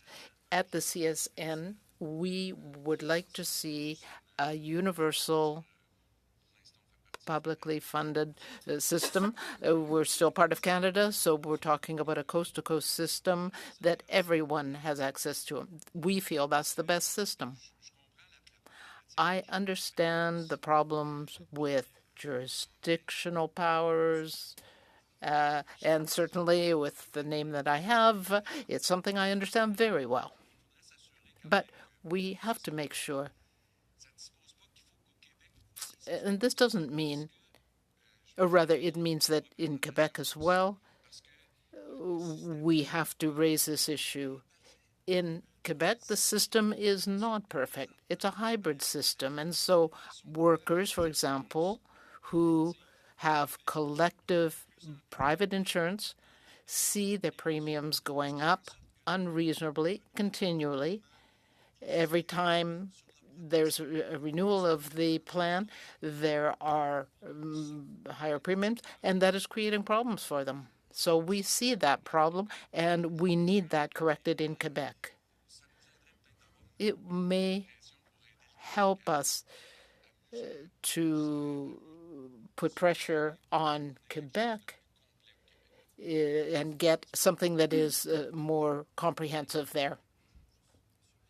Mr. Bélanger just had something to add. Very short. Yes, I'll be brief. Basically, regarding jurisdictional issues, we can see at the provincial and federal levels there are certain approaches that are better. Right now, we have had some improvements under this government. In our submission, we are calling for a public system that for pharmacare that might cost the government a little bit more, but it would lead to savings in Canada and for the provinces under health, because we would be able to better control overall spending. Also, it would help with inflation for the average person. Thank you. Président, puis Monsieur Duceppe, à ce même sujet. Mr. Duceppe, on the same topic, if we have a federal program, could we not have a formulary that is created by leadership at the provincial level? The provinces could come together. Is there not a very important role for the provinces in doing that. I completely agree. However, it has to be able to work, but if we actually have good leadership at the provincial level, we could certainly implement that system across all provinces. We do understand that pharmacare is a provincial jurisdiction. A little bit more when you talk about some of the challenges that that actors in Canada are facing as a result of artificial intelligence, some of the things that you would like to see done by us here as legislators in order to be able to afford appropriate protections to people in the entertainment industry. Thank you for that question. It is one of the greatest tools of our industry, which is also one of the greatest threats. You will see, you have individuals who have been victims of this, like Tom Cruise's. I happen to be down in LA for the SAG-AFTRA negotiations, and I know that someone as big as Tom Cruise was very interested in what was happening when it came to AI and having protections, and Jennifer Aniston's been a victim of it. So we think that the government needs to step in, and needs to step in quickly to make sure that we have three things, and we go through the 3 C's with you, and that is consent, right? You have to make sure that an individual who is giving consent to have their image used, it's informed consent and not buried somewhere in the middle of a 10-page document. And Eleanor can tell you, when she shows up to set, often she's given a large document to sign without her agent or without the union being able to go through it. So you cannot bury it in somewhere. We need to know what you're asking for. So consent, control. It needs to be that we have some level of control over usage. So for example, taking someone's image and put it in a pornographic production is not okay. It is not okay, and I can tell you there's an actor-performer who had her voice stolen and put into a pornographic production. Her voice is recognizable, her business is now diminished, and there's no coming back from that. We need to have controls put in place by our government to protect people. And the last thing is compensation. That's the work of performers. Performers have given that work, and they've been paid for that work, but only that work. Taking it and stealing it and putting it somewhere else takes away their livelihoods. And it goes without saying here, but one of the most precarious workers in this country are actors. They have to go to an audition for work every single day, free of charge. They have to memorize lines. They have to go into an audition. They have to create a performance that they get paid nothing for. And then they have to hope that they can weave together enough of their work so that it actually allows them to subsist in this country. We need to give the most precarious workers, the ones you all love to see on the screen, we need to give them some fundamental protections so that they can continue to work in our country, that they can have the security to know that their work won't be stolen from them or misused. And thank you, MP Blakey. Yeah. We're out of time. Yeah, we were well over. You know what? I think there's going to be an opportunity, but we want to make sure we get to our last round. MP Lawrence, please. Sorry, did Ms. Noble have something she wanted to say as well? Go ahead. I just quickly wanted to say that the EU already has been ahead on this. The U.S. is behind, and it would be great to have Canada up front on this issue. Thank you. Yeah, no problem. Of course. My questions will be for Mr. Daucus, and I will say this panel is fantastic. I'd honestly like to ask every one of you questions, but I'm just going to focus here with Mr. Daucus. And so, so I just want to make a little bit of a statement, then I'll get to my question, Mr. Daucus. Given that the Liberal NDP government has been spending at an almost incredible rate, taxpayer dollars, spending $100 billion more a year than it did in 2019 or pre-COVID, creating what is projected to be a $46 billion deficit and increasing spending on average by $13 billion every 6 months. We know that this NDP Liberal government will be unable to stop themselves from spending increases, even though they've promised significant cuts to the government going forward. We also know that if this government does not balance the budget, we will be committed to high inflation, high interest rates for the foreseeable future, and a worsening economy. And if you don't believe me, Here's a list of individuals who link deficits to high inflation, high interest rates. John Manley, former Liberal finance minister. Bill Morneau, former Liberal finance minister. Chrystia Freeland, current finance minister. David Dodge, former Bank of Canada governor. Tiff Macklin, current governor of Bank of Canada. And so all these individuals from multiple political spectrums all agree the more this government spends, the worse the economy gets. So given that, and given the government won't stop spending, my question is this. There will be a tax increase coming from this government. Mr. Dacus, in order to balance the budget, how much would AHST have to be increased to balance our budget?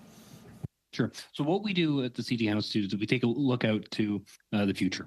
And what the government's been doing is their outlook to the future in terms of many decades out, in terms of what their projected debt to GDP ratio is. It kind of assumes that everything's going to go hunky-dory on the economy for the next couple decades.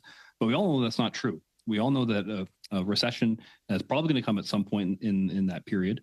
And the question just becomes how much, how bad it is, when it comes, how long, and no one knows that. So what we do is we forecast a range of different assumptions about when that might go, and look at the kind of the average of what various recessions might look like.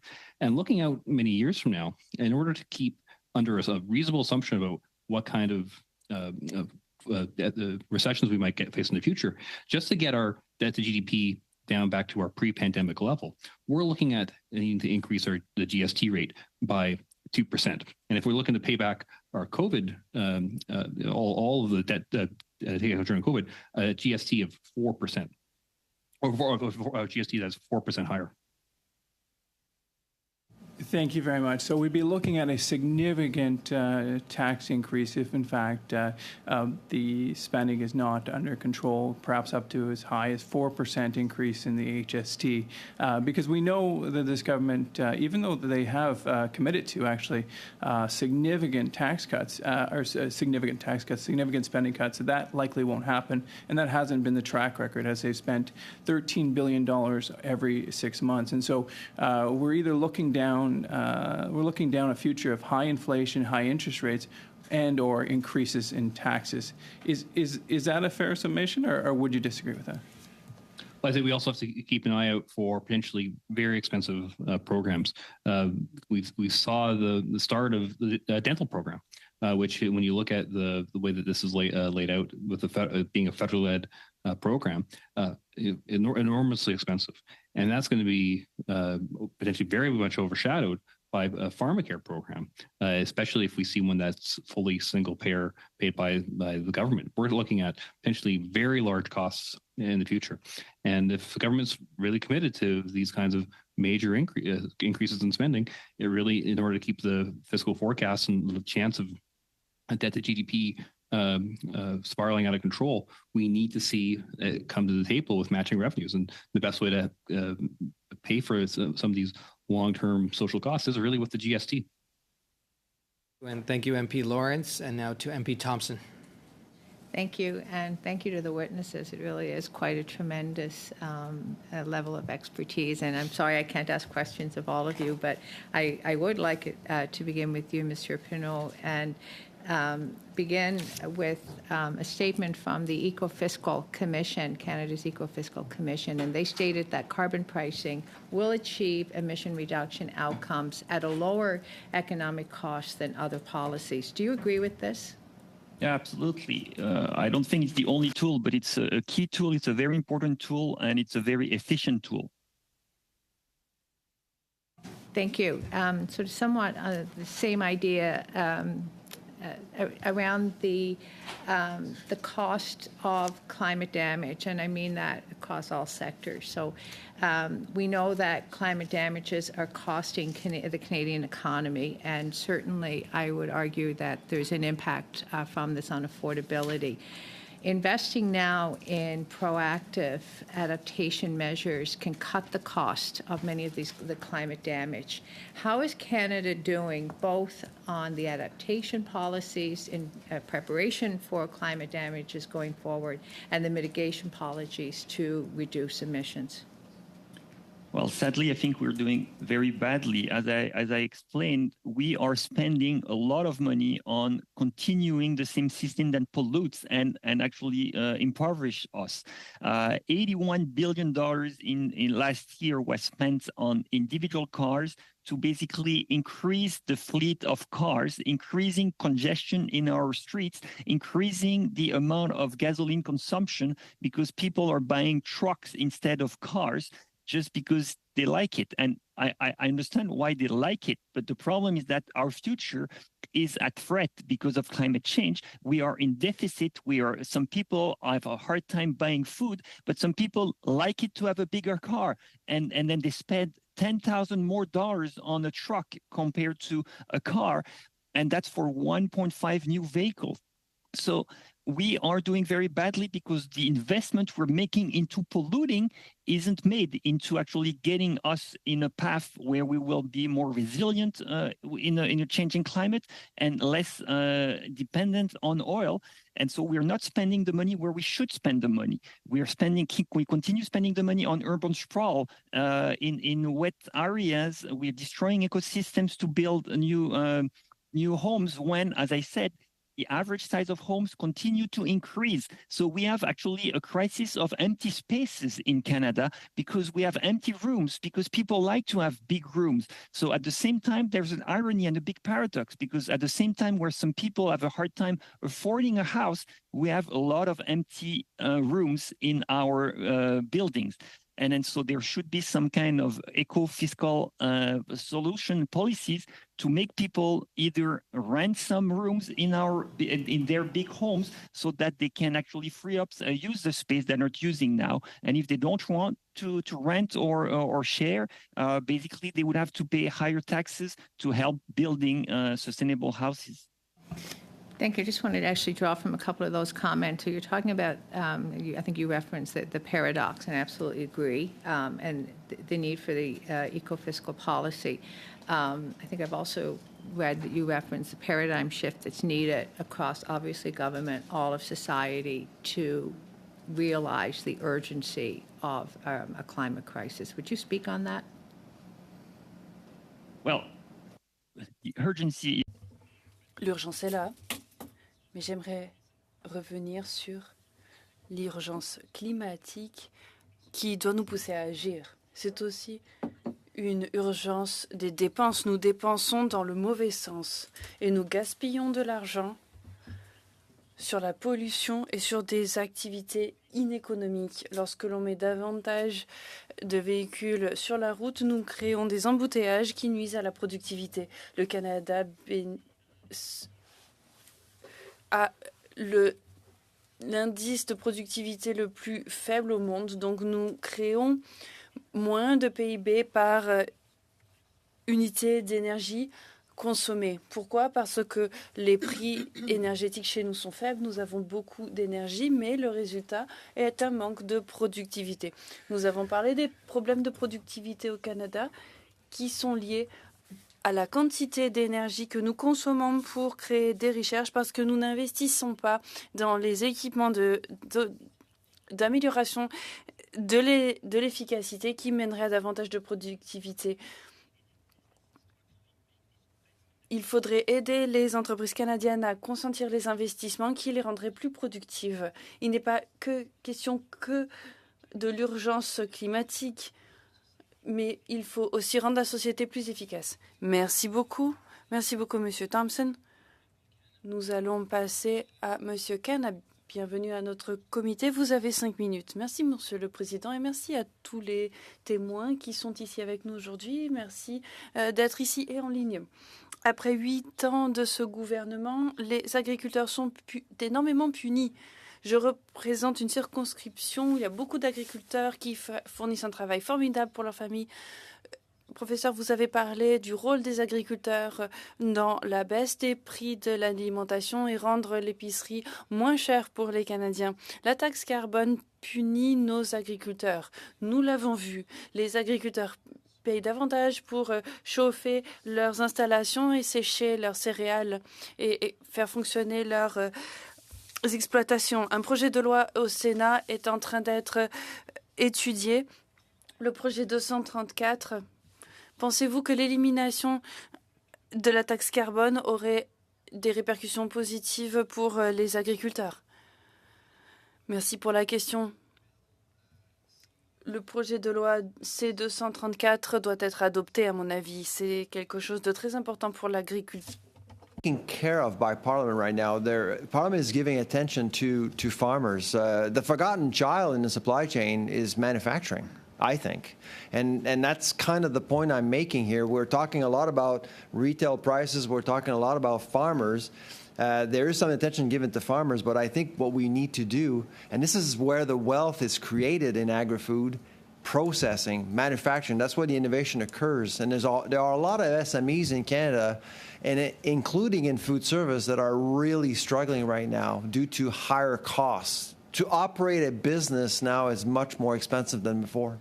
The reason why I was asking is because we've seen, like you mentioned, that the competitiveness of our farmers goes down when they're competing, for example, for a pound of asparagus from Mexico versus a pound of asparagus from Canada. My farmers have told me consistently that they're paying a lot more and it's hard for them to compete in the market. And you had mentioned that you wanted to make sure the farmers markets were a part of this strategy. That's why I brought that up. Do you think that the carbon tax does hurt competitiveness for our local farmers when it comes to providing affordable groceries? The challenge with the carbon tax at Farmgate is that farmers have no ability to pass on extra costs to their clients. That's the biggest challenge, and I think it's being recognized in Bill C-234 right now. So that's why I'm hoping that it's going to pass, because farmers are really, the economics around farming are far different than supply chain economics. Right. I'm sure you've been following the news from the government. They staged a massive photo op with grocery CEOs forcing them to say that you have to reduce prices. You just mentioned that right now that we should not be looking at the retail side. Do you think that the government's photo ops will lead to any reductions in prices? Full disclosure, our lab, we've been working with the Minister Champagne since July in terms of food inflation, bringing him some ideas on how to tackle issues. I was at the meeting with the Big Five along with Minister Champagne. I think it was actually a fruitful conversation. Moving forward, I do believe that there is more the government can do, and some of the things that the government can do are the things that have actually... Do you think it will reduce prices, and when will they reduce prices by?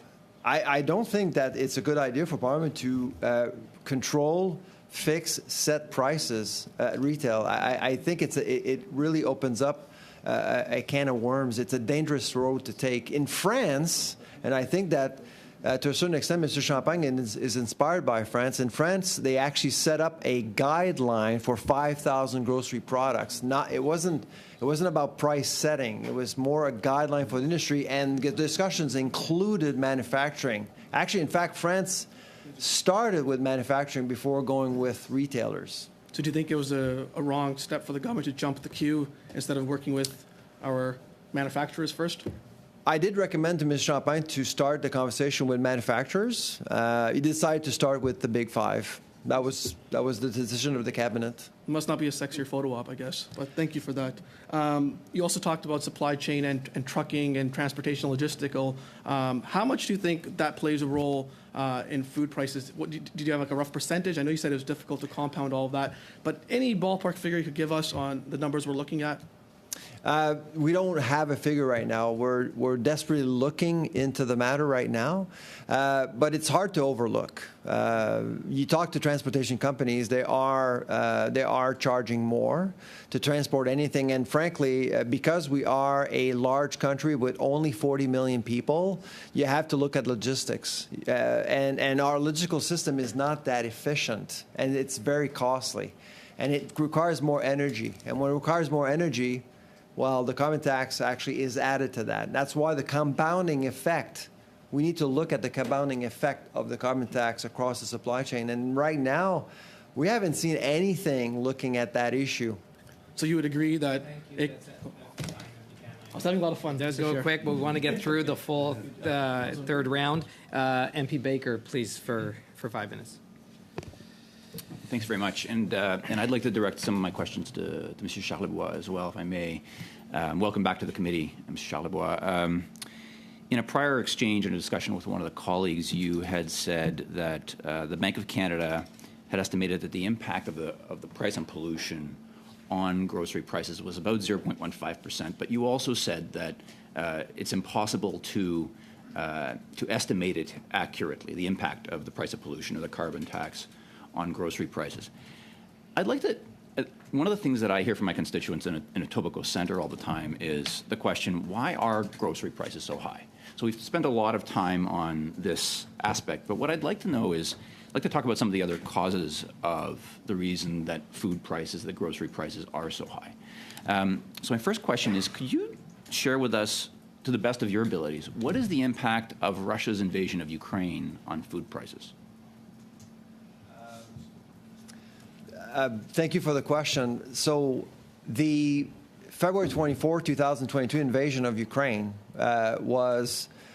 really happened at the worst time. The world was slowly recovering from the pandemic. Supply chains were starting to show signs of recovery. And then February 24th, 2022 happened. And commodity prices went up. In fact, just a bushel of wheat was $13 US, just to give you an example. That's basically double what it normally is. And so all commodity prices actually were hit. We kind of experienced what happened in 2008 with the financial crisis, but it was much worse and it lasted longer.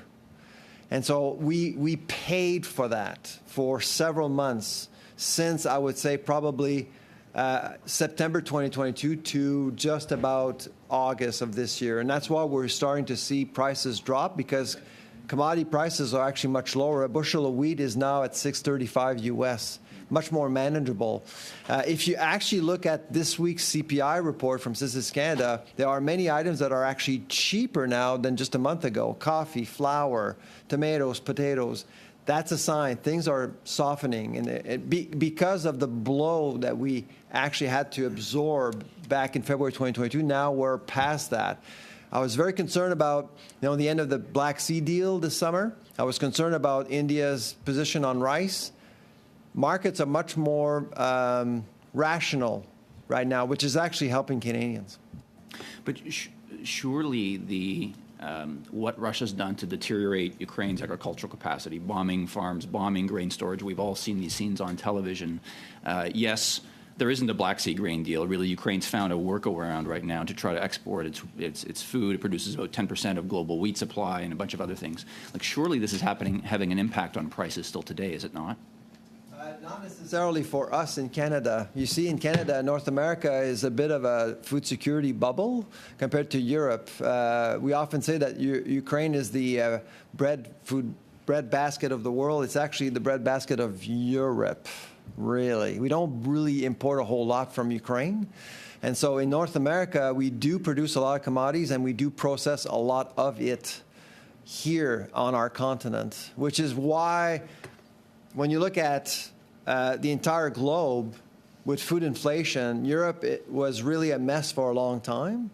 In Canada and the U.S., the food inflation rate is much lower. In fact, Canada has the second lowest food inflation rate within the G7 still today. The only other country that is lower than us is the United States at 3.7. I appreciate that. I think that's worth noting for all members of the committee, that what you just said, that we have the second lowest food inflation rate. For at least 13 months now. Yeah. No, I think that's important for people to take note of. Conscious of the fact that I only have a minute left, what's the impact of, we know that we have a lot more extreme weather events in the world because of, driven by climate change. What's the impact of that on food prices? So currently, if you ask me, the three items that we are expecting to become more expensive over the next several months at the grocery store: beef, orange juice, and cocoa, chocolate. Why? All of these three commodities will be impacted by climate change, are being impacted by climate change. Beef with droughts. In the case of cocoa in Africa, there's some issues with the lack of water also. And with orange juice, hurricanes in Florida. So futures are way up. Okay, finish. Because I know a few members have gone over time, Mr. Chair. Yeah, no, just finish. I just wanted to say then. So what I take away from your testimony is that action on climate change is incredibly important, not only to save our planet for those reasons, but also because extreme weather events driven by climate change are actually contributing significantly to the cost of food that we face, to food inflation, and will contribute even more if we don't stop climate change. I would agree with that. Thank you.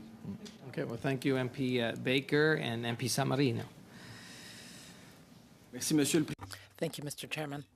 Mr. Giuseppe, at the end of your presentation, you talked about the difficulty that the media are having right now. Having quality information is essential. And so I would like to know what action you would suggest. And you also talked about 25% minimum tax for corporations to fight tax havens instead of 15%. With respect to the media, of course, we have actors here and all the other people involved in creating across the country. We know what's going on with the legislation.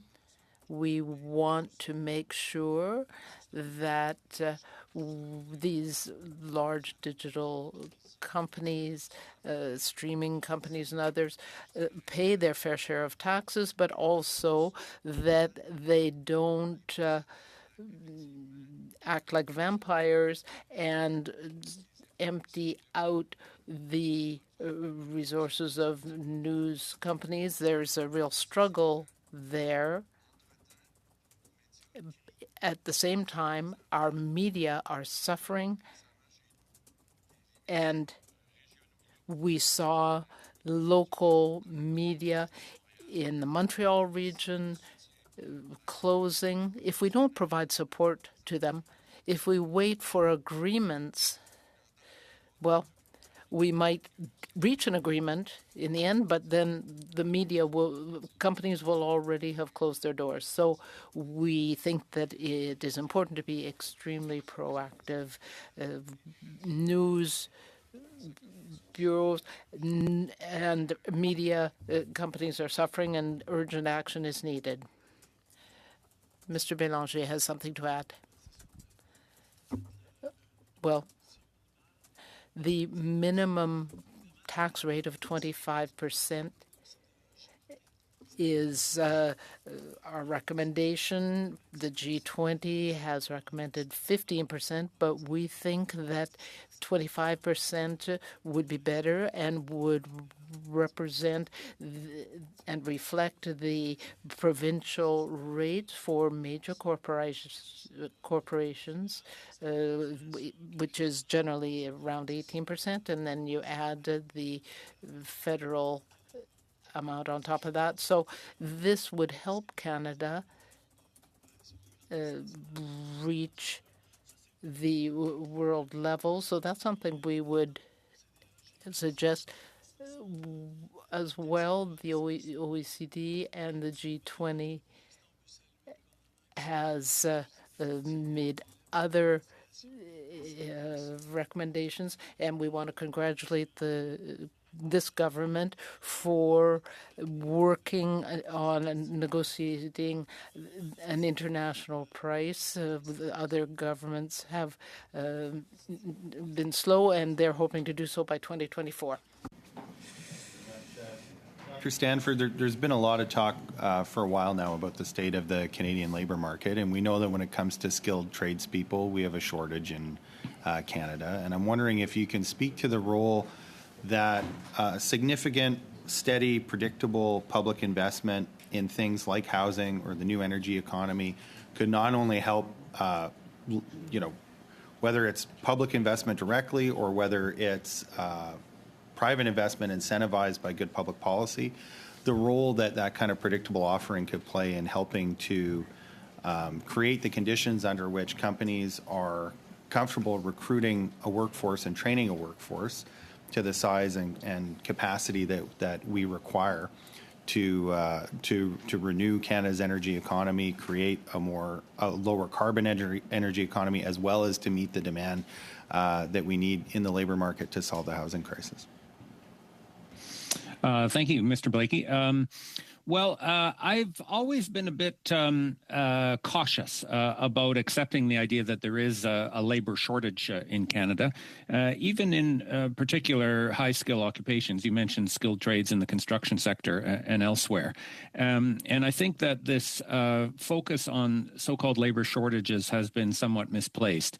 To be sure, the unemployment rate is relatively low, 5.5% today by historical standards, but that's still 1.2 million officially unemployed Canadians. And that doesn't tell the whole story about underutilization in our labor market. If you include other groups of people who aren't working or working to the fullest of their capacity, but who would like to be, including involuntary part-time work, discouraged workers, marginally attached folks, and so on, then underutilization is much higher than that. Now, to be sure, in some particular occupations and industries, companies have a hard time locating precisely the right skilled people at the exact time that they want. I will point out that the most severe labor shortages are actually reported in very low-wage, low-skill industries like hospitality and retail trade, where employers complain they can't find workers, yet continue to offer well below par wages, benefits, and schedules. In some specialized occupations, some construction trades, some healthcare-related fields, I would say more genuine skills shortages are an issue. And this is where companies need to be pushed and encouraged with both a carrot and a stick, perhaps, to invest more with more foresight and long-term commitment to a pipeline of trained and experienced workers that can fill the roles as they come available. So your basic point that a steady flow of work in construction, including public infrastructure and I would say affordable non-market housing projects, would establish a baseline of work that would, I think, make that labor force planning dimension of construction more reasonable. It would also support Canada's economy through the next year or two, when we expect Canada to experience at least a shallow recession. To have an inflow of public capital spending, I think would have important macroeconomic benefits as well. Thank you, and thank you, MP Blakey, and now to MP Lawrence. Thank you. Well, I'm going to take some of my own advice I've often given to people, and that's to get out of our echo chambers and to ask questions of people who have different perspectives. And so, Mr. Stanford, I'm going to put this question to you. I realize you're far smarter than I am, but I think we may even have a little bit of an agreement here. So while I can perhaps accept your conclusion that increase in productivity doesn't necessarily increase wages, because sometimes those funds could go other way, or labor conditions could lead to those monies going other places than labor. My question, though, is not an increase in productivity a necessary condition for increasing wages? Not sufficient, but necessary. That if we don't have increases in productivity, we can't have wages increase. Thank you, Mr. Lawrence, for the question and for your commitment to getting out of the echo chamber, which I heartily endorse. I would not say that productivity is a necessary condition for wage increases. It is possible, even with zero productivity growth, to have real wages increase. What that would imply is that the labor share of GDP would have to increase. That means some other factor of production in the economy would have to get a smaller slice of the pie at the end of the day. Now, in the current moment, that's not a hypothetical question, because we have seen a significant shift in the composition of income distribution across factors in Canada, away from labor, compensation, wages, salaries, and supplementary benefits, towards corporate profits. So the corporate profit share of GDP reached an all-time high in Canada in 2022. And this reflected the fact that companies in many industries, not all, were able to take advantage of the pandemic, the disruptions, the shortages, the consumer desperation, to increase prices above their own costs. And this is why, this is a significant reason why inflation spiked, and that is exactly why corporate profits grew. So for a while, it is possible to have wages increase without productivity changing at all, as long as that corporate profit share reverts to some more normal ratio of overall output. And I will point out that central bankers around the world, for example, Ms. Lagarde at the European Central Bank, have indicated the importance, so has President Biden south of the border, normalization of corporate profit shares as part of the disinflation process that we have to go through to get inflation back to target. So for a while, anyway, it is possible for wages to grow without productivity growing. In the long run, we would need productivity growth to pick up in order to underwrite sustained prosperity. Well, I'm glad I didn't interrupt you there. That was what I was looking for in the last 5 seconds. So, but thank you very much, Professor Stanford. I really do appreciate your answer there and your frankness and candidness. Now, I'll go just back to Mr. Dacus. Same question for you. If we want to help the most vulnerable, if we want to help the workers of Canada, does it not make sense to increase productivity, grow the pie and otherwise, so that everyone has a larger slice? Yeah. Well, since Jim agreed with some of what I said in the opening statements, and that was written by Hansard, which we should make sure to take a look. I'm going to say I agree with something that Jim said, that we should take a look at it. And so questions around labor shortages, and labor shortages should result in higher wages, and that's what we want. Well, one of the things that we should really be looking at as part of really supporting Canadian workers is our immigration programs, where we need to have a real think about whether our focus on bringing in lots of workers, but with not a lot of regard to their skills, is that the right approach to improving the Canadian prosperity? Is that potentially leaving companies off the hook, where what we should be really focused on is getting to invest in capital to be able to work, do their jobs, produce their products with fewer workers, and the workers are going to be more productive. Sorry, Mr. Dacus, if I could just jump in there. You've just, I just want to actually agree with Mr. Blakey on something here, and want to get your comment on it quickly. Is that we do have too much capital locked up in Canadian corporations, and we need more capital put to productivity. Where I may disagree with Mr. Blake, I don't know, is I think one of the keys to that is competition. We need more competition in our economy to push our companies to use that capital to compete, to buy new equipment, to be more productive. Yeah, and creating investment opportunities for them. And for example, I think about the regulatory approval process, where companies are looking to invest in Canadian electricity, oil and gas, the oil and gas sector, mining. But when there's an overly cumbersome approvals process that's uncertain, especially now with where we're uncertain as to what the Environmental or the Impact Assessment Act is going to look like, we need to improve certainty, and that's going to lead to more investment. Lawrence, so over to our last questioner actually for this session. It's P.S. Brendayan, please. Merci beaucoup, Monsieur le Président, et je salue. Thank you, Mr. Chairman, and I want to thank all of the witnesses, especially Mr. Pinault, who comes from our AGC in Montreal. Mentioned in your opening statements that the claims, and I've certainly heard these claims from the Conservatives, that the claims that the federal deficit has been a significant cause of Canada's recent inflation are simply not true. Now, as an economist, as someone who is completely independent and an expert in the topic, can you provide our Finance Committee with your view? Can you help Canadians unpack that for us? Well, the government ran up very large deficits during the worst days of the pandemic, and rightly so, and so did governments around the world. Those deficits resulted from the emergency programs that were put in place, including the CERB and the various versions of the CERB and the wage subsidies intended to try and retain employment relationships between workers and employers at a time when there was no work that could be done for health reasons.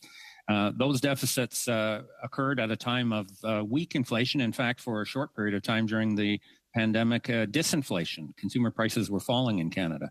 Moreover, those deficits... I apologize for interrupting, but if I understand your earlier testimony correctly, those deficits have largely, if not entirely, disappeared. Is that right?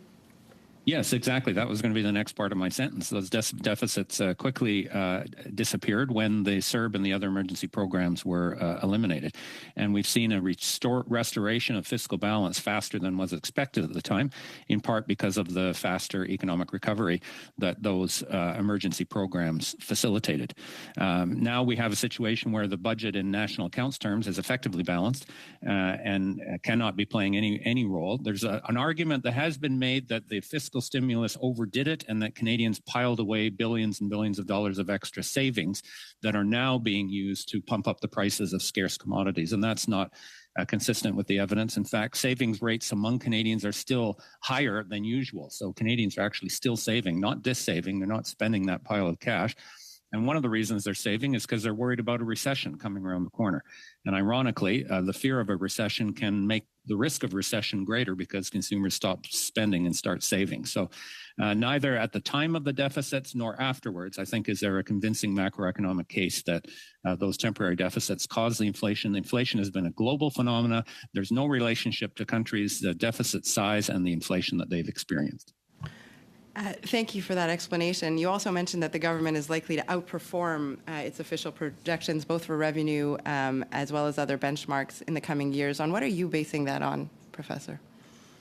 Well, that comes from my experience as a macroeconomic policy analyst over the last decades, and I have many times seen finance ministers practice and perfect the art of under-promising and over-delivering in terms of setting forecasts that are deliberately pessimistic so that at the end of the day they can stand up and say, look, prudent fiscal management has allowed us to get to this happy point.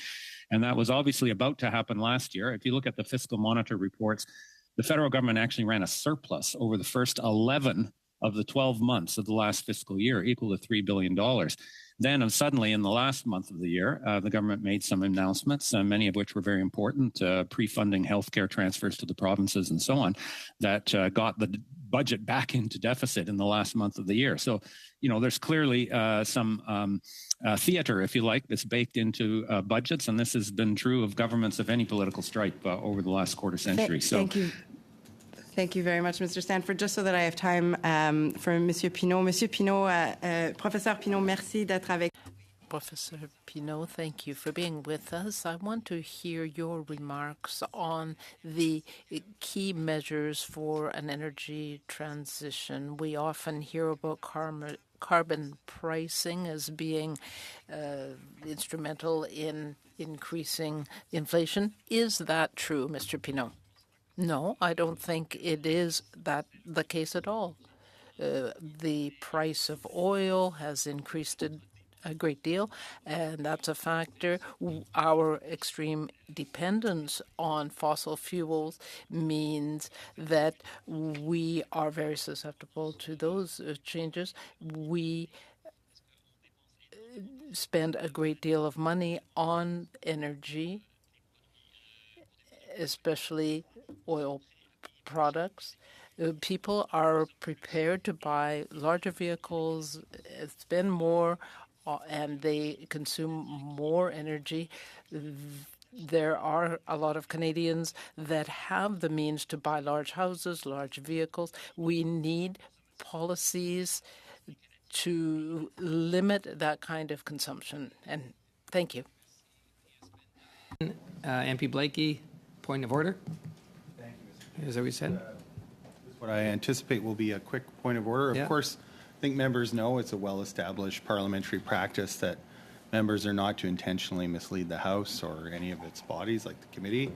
And I've heard casual reference today a few times to 8 years of NDP Liberal government. Now, it's also a well-established principle of parliamentary life. We can't accuse our colleagues of lying, so I'm forced to assume that it's a deficiency in their understanding of the parliamentary system that they would be led to say something of that that nature. Yeah, well, MP Blake said, so we're not going to get into that right now as far as what was said here. Well, I just think it's important that that we do have a little bit of an understanding of how this works. I mean, even on the face of it, if you wanted to argue that there's been closer collaboration in this Parliament, the 4 years of Liberal majority government from 2015 to 2019, certainly there was no hand of the NDP involved in that in any way, shape, or form. So I just would beseech my colleagues to take a look at the Procedure and Practice Manual of Parliament that explains the principles of Westminster parliamentary democracy that I've heard them say they love and cherish and want to defend, because I think they could stand a lesson.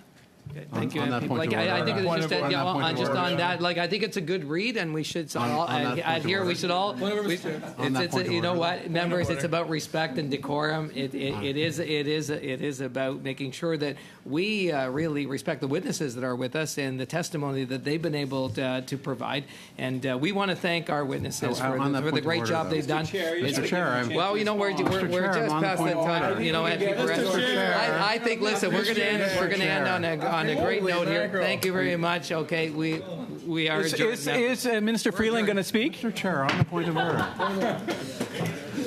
Are you taking lessons from the Speaker, Mr. Chair? Thank you all.